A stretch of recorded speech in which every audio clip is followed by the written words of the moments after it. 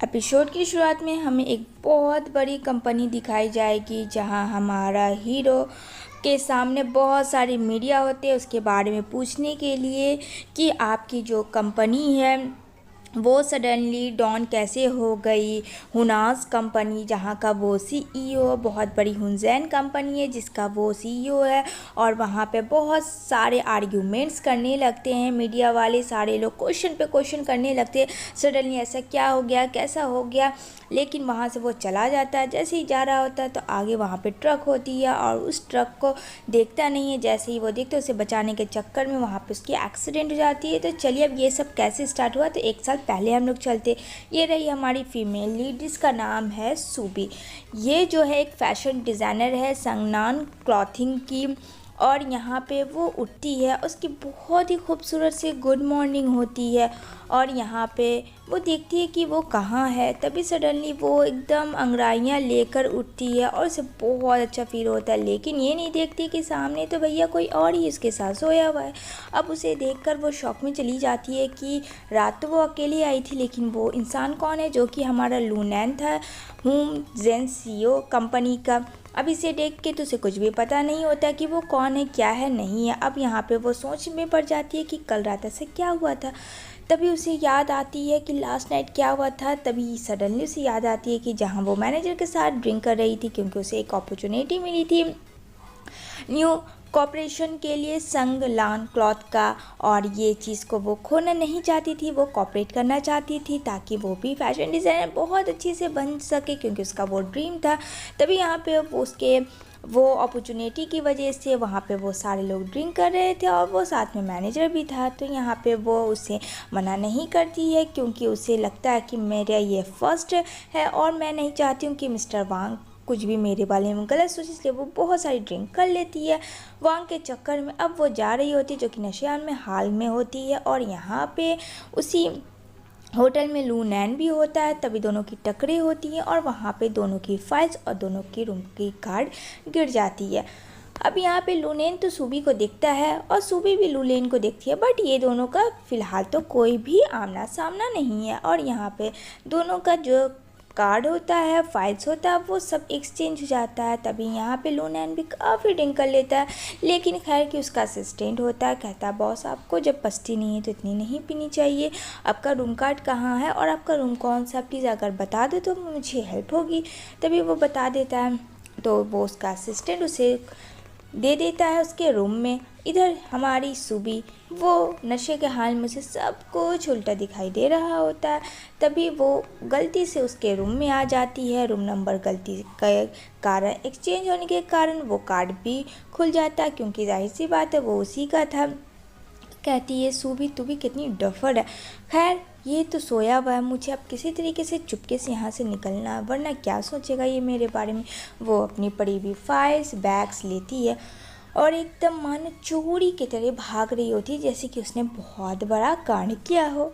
और वो उसे देख भी रही होती है, लेकिन जैसे ही वो धीरे धीरे चल रही होती है तभी बड़े से पॉलीथीन पे उसका पैर रखा जाता है। पैर रखाता है तो उसकी आवाज़ें कर होने लगती है। लूनैन की आंखें खुल जाती है और लूनैन देखता है कि मेरे बेडरूम में एक लड़की, वो भी कौन है उसे भी नहीं पता कि ये लड़की कौन है। कहता है why are you in my room.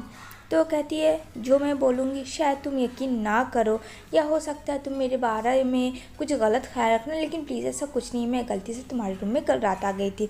यहाँ पे कहता है हाँ क्या, ये कुछ फ़नी नहीं लगा, कोई किसी के रूम में गलती से आ जाता, तुमने मेरा यूज़ किया ना, मेरा मौके का फ़ायदा उठाया ना। तो यहाँ पे कहती है एक्सक्यूज़ मी, ऐसा कुछ नहीं है, ठीक है, मैं तुम्हें नहीं जानती हूँ और मेरी आंख अभी जस्ट मॉर्निंग में खुली है, तो मैं खुद देख रही हूँ कि मेरे बगल में तुम थे। कहता है ओह तुम यूज़ करके मुझे छोड़ दी और मुझे बोल रही हो तुम। कहती देखो मिस्टर, तो कहते एक्सक्यूज़ मी, मेरा नाम मिस्टर नहीं है, मेरा नाम लूनैन है, तो प्लीज़ लूनैन बोलो। तो कहती ओके लूनैन, ऐसा कुछ भी नहीं है। तो कहता खैर वट एवर जो भी है, जो यहाँ से मुझे आराम करने दो अकेले। कहती है कैसा लड़का है ये, कितना स्टूपिड है। तभी यहाँ पे वो जा रहा होता है तैयार होके, और यहाँ पे वो अपनी कंपनी के बारे में सोच रहा होता है, असिस्टेंट से बात कर रहा होता है। तो उसका असिस्टेंट कहते हैं हाँ मैंने पता किया है, सू फैमिली बहुत बड़ी फैमिली है, उसकी एक डॉटर भी है। अगर आप उससे कनेक्शन बना ले तो शायद हम लोगों के बिज़नेस में प्रॉफिट हो सकता है और अच्छे भी हो सकते हैं। तो यहाँ पे कहता है लू फैमिली और सू फैमिली क्या एक हो सकते हैं? तो उसका असिस्टेंट बोलता है क्यों नहीं, ये तो बॉस आप पे डिपेंड है। और सू फैमिली की जो बेटी है वो फ्रेंड्स कोई और नहीं सूबी ही है, जो अभी किसी को नहीं पता, सिर्फ आपको और मुझे पता है। तभी यहाँ पे सूबी अपनी मॉम के आती है फिनर पे और मॉम को बोलती है मुझे मिला है पहला कॉन्सेप्ट मॉम, और मैं चाहती हूँ कि मैं अपना बहुत बेस्ट दूँ। तभी उसके डैड आते हैं और यहाँ पे पता चलता है सूबी और उसके डैड की कुछ खास जमती नहीं और ना बनती है। तभी यहाँ पे उसके डैड बोलते हैं डार्लिंग मैं भी आया हूँ, आई एम सॉरी। यहाँ पे कहती है अब आप यहाँ क्यों आए हैं, क्या बात है?